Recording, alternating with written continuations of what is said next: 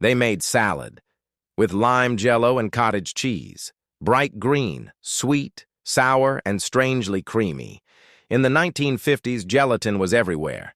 If it could fit in a mold, people made it. This one mixed lime gelatin, cottage cheese, pineapple, and mayo, and it was proudly served at dinner tables across America. They called it a salad, but it looked better and tasted like a science experiment. Some loved it. Others never forgot it, for all the wrong reasons. This is lime cottage cheese salad, the wobbly green mystery of mid-century America.